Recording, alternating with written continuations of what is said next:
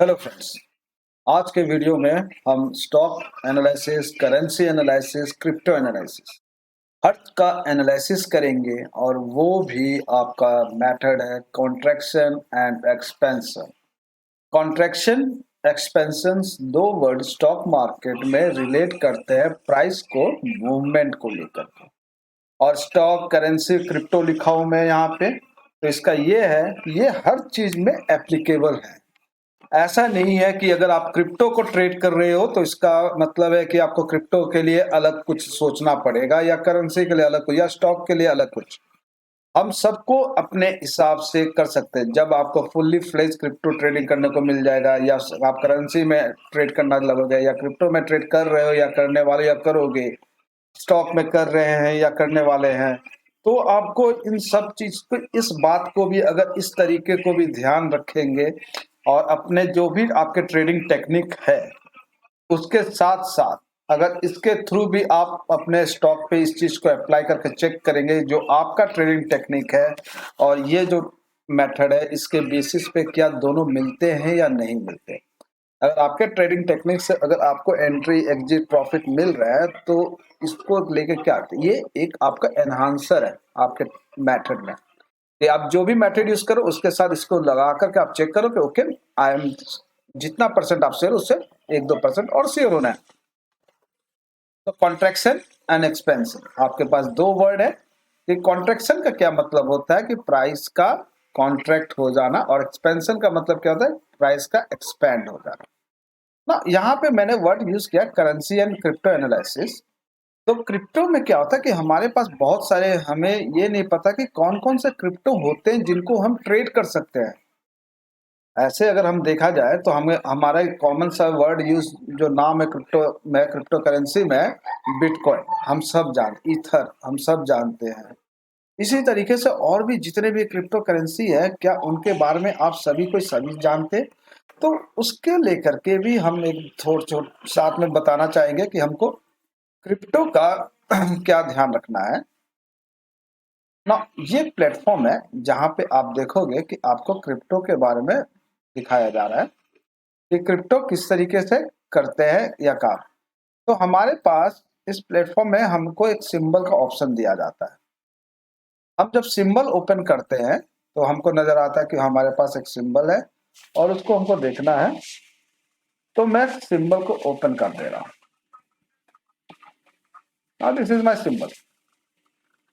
अब ये सिंबल में क्या है कि हमको ये पता है कि हमारे पास इसमें ऑप्शन है forex, crypto, indices, metal, forex, energy. तो यहाँ पे जो है क्रिप्टो, इसके अंदर हम देख सकते हैं कि आप Cardano, Algorand, Cosmos, advance, axis, Bitcoin Cash, Binance Coin, Bitcoin Dash, Dogecoin, Ethereum, ये सारे हैं, ये सब के सब आपके क्रिप्टो है और इतने सारे क्रिप्टो में ट्रेडिंग होता है। अभी हमारे ऊपर है कि हम कौन से क्रिप्टो कॉइन को हम ट्रेड करें। तो कौन से क्रिप्टो कॉइन को ट्रेड करना भी बहुत, ये सवाल है एक है। क्या हम ऐसे क्रिप्टो कॉइन को ट्रेड करें जिसकी वॉलेटिलिटी इतनी हाई है, इसको एक कैंडल पे ही मेरा पूरा का पूरा कैपिटल ही लॉस हो जाए। एक कैंडल के मूवमेंट पे ही आपकी कैपिटल सारा का सारा चला जाए। तो हमको भी आपको कैंडल के प्राइस मूवमेंट की, ओके, इस क्रिप्टो में एक पर्टिकुलर टाइम फ्रेम में इतना बड़ा कैंडल या इतना छोटा कैंडल बनता है जिसकी प्राइस मूवमेंट इतना $1, 50 पिप्स, 60 पिप्स, 10 पिप्स का कैंडल बनता है। तो जितना छोटा कैंडल बनेगा आपका, वॉलेटिलिटी जितना कम होगा, उसमें आप जितना ट्रेड करोगे उतना आपके प्रॉफिट होने के चांसेस ज्यादा है और लॉस होने के चांसेस कम होते हैं, डिपेंडिंग ऑन कैंडल मूवमेंट के बेसिस पे ही ओनली। हम ये एंट्री एग्जिट पे नहीं बोल रहे कि लॉस और है कि आपका कैंडल, एक कैंडल बनेगा, इतना बड़ा बनेगा कि आपका प्राइस को ऊपर नीचे कर देगा। तो हमको क्रिप्टो चेक करना होता है। तो इतने सारे क्रिप्टो है कि आपके पास इनमें से हर क्रिप्टो को मैं अभी चार्ट तो नहीं, हाँ, एक दो क्रिप्टो का चार्ट जरूर ओपन करेंगे और देखेंगे कि इनमें कॉन्ट्रैक्शन और एक्सपेंशन जो वर्ड है क्या इनमें लागू है। जैसे इथेरियम का आपका ETH USD को हम इसको चेक कर लेंगे, BTC USD को चेक कर लेंगे, और इसके बाद जो भी आपको धीरे एक एक चार्ट करके सब देख लेंगे किसमें क्या है। इसी तरीके से करेंसी में हम चेक कर लेंगे कि हमारे पास जितने करेंसीज है उन करेंसीज में क्या एक्सपेंशन और कॉन्ट्रेक्शन एप्लीकेबल है। और हमारे निफ्टी 50 के स्टॉक्स आप स्मॉल कैप मिड कैप में भी यूज कर सकते हैं कि कॉन्ट्रेक्शन और एक्सपेंशन कहाँ कहाँ यूज कर सकते हैं। तो ये तो थे आपके हमारे पास जो क्रिप्टो के जितने भी क्रिप्टोस है उनके बारे में था। अब हम चलते हैं और हम देखते हैं कि हमारा नेक्स्ट जो पार्ट है कि स्टॉक में हम देखना चाहेंगे कि हमारा स्टॉक में कितना हो रहा है और नहीं हो रहा है।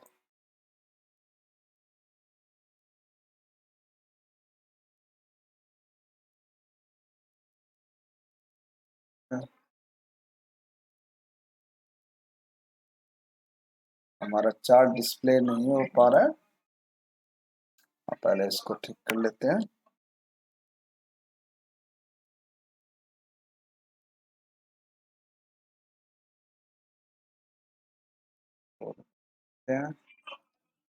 तो एक्सपेंशन और कॉन्ट्रैक्शन जो वर्ड यूज किया गया है तो प्राइस के मूवमेंट के लेकर कि अगर प्राइस आपका आइदर साइड ऊपर जाता है या नीचे डाउन ट्रेंड और अप ट्रेंड में जिस तरफ भी मूव करता है हम उसको इतना ही देखेंगे कि प्राइस किस तरफ मूव कर रहा है।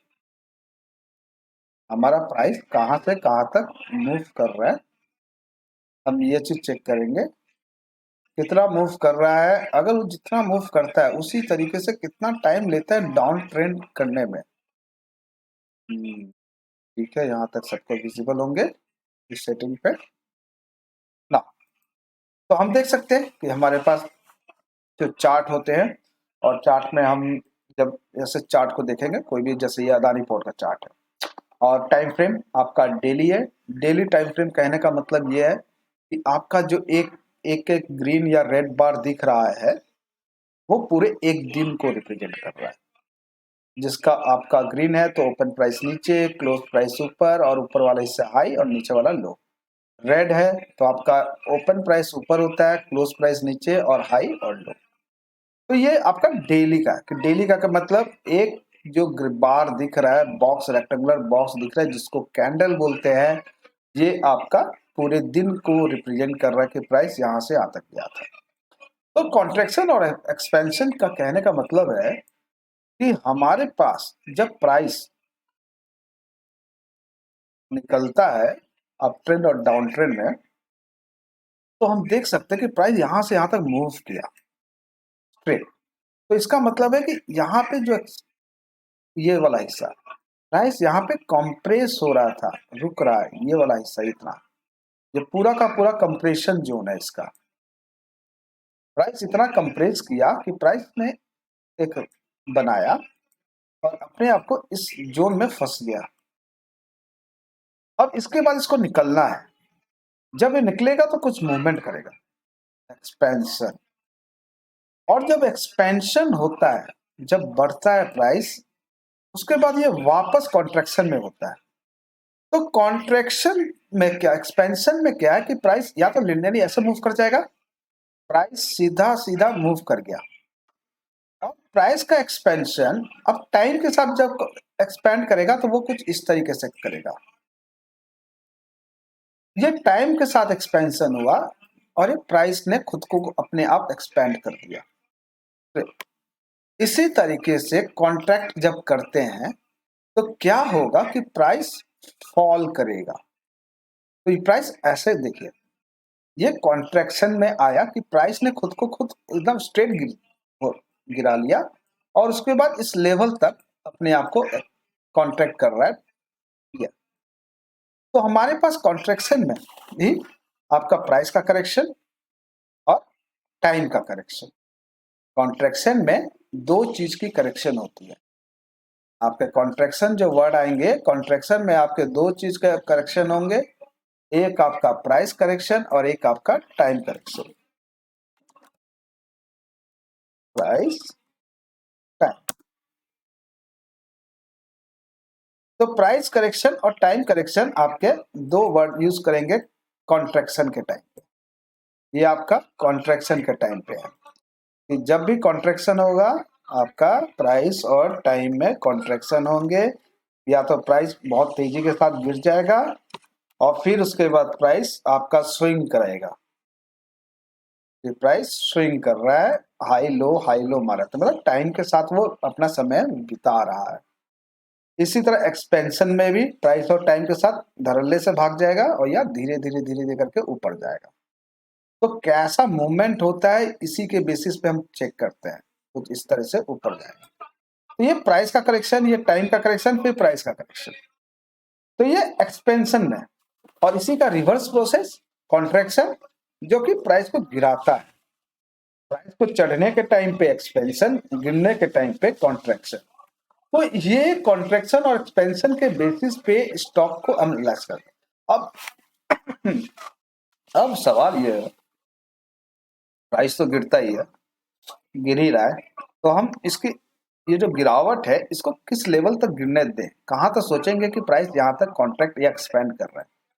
तो इस चीज को अपने दिमाग के साइकोलॉजी के साथ बैठाने के लिए कि हाँ यहाँ तक है ये लेवल, यहाँ तक गिरना चाहिए, विदाउट चार्ट का टेक्निकल पार्ट को एनालाइज करते हैं with reference to some of indicators. आपके पास इंडिकेटर्स के थ्रू हम इसको यूज करना चाहेंगे, और इंडिकेटर है आपका मूविंग एवरेज।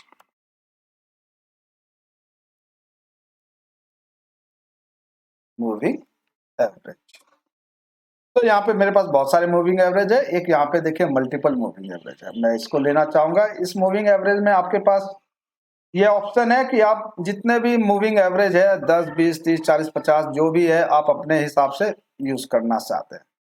तो मैं क्या करना चाहूंगा, मैं सबसे पहले आपका मूविंग एवरेज 400 लेना चाहूंगा।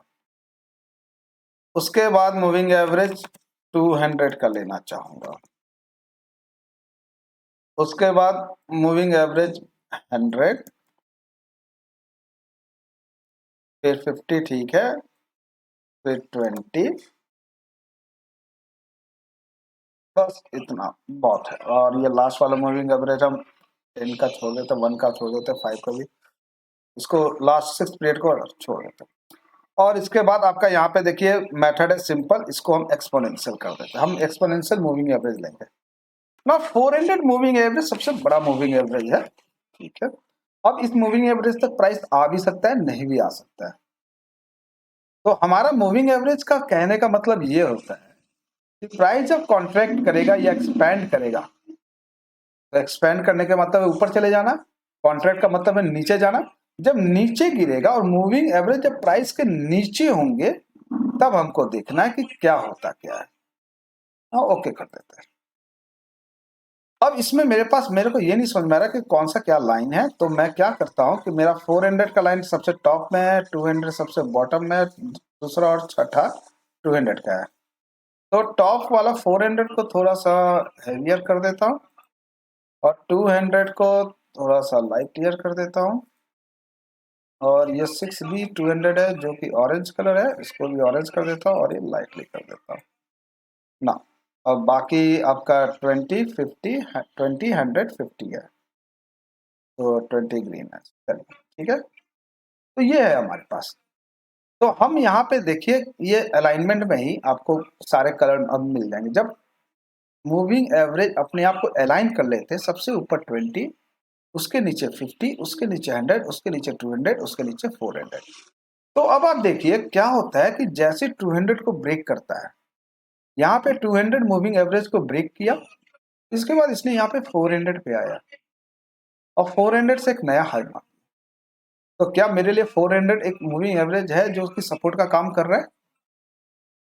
तो अब मेरा कॉन्ट्रैक्शन और एक्सपेंशन यही कहना है कि अगर जहां तक प्राइस हाई चला जाता है और जब वहां से गिरने लगता है, सारे मूविंग एवरेज को तोड़ने लग जाता है, तो इसका मतलब ये होता है कि कॉन्ट्रैक्शन प्रोसेस स्टार्ट हो गया है। अब कॉन्ट्रैक्शन प्रोसेस स्टार्ट हो गया तो ये एक्सपेंशन करेगा।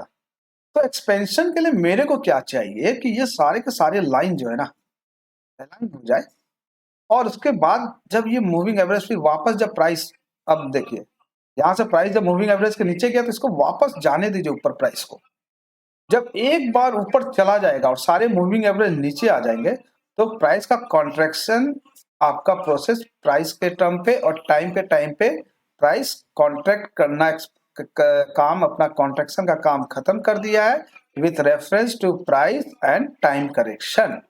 प्राइस करेक्शन और टाइम करेक्शन इसने दोनों किया है इस जगह पे। यहाँ पे आपका प्राइस का करेक्शन, यहाँ पे आपका टाइम का करेक्शन और यहाँ पे प्राइस का एक्सपेंशन। अब यहाँ पे अब देखेंगे तो यहाँ पे प्राइस का करेक्शन किया, हमारा मूविंग एवरेज यहाँ पे प्राइस का करेक्शन किया। तो अब इसको अगर एक्सपेंशन होना है तो सबसे पहले क्या करेगा कि प्राइस ऊपर ऐसे निकलेगा और नीचे से मूविंग एवरेज ऐसे हो जाएगा। तो प्राइस जब डिप लगाएगा तब वहां पे पोजीशन बनाना है अगले राइज के लिए। तो बहुत ही आसान तरीके से है कि वेट करना है इस मेथड में। Waiting is the key game of this method. अगर आपका वेट प्रोसेस स्टार्ट है एक्सपेंशन और कॉन्ट्रैक्शन के प्रोसेस को समझने के लिए, तो आप सब कुछ ठीक कर रहे हैं, नहीं तो नहीं कर रहे हैं।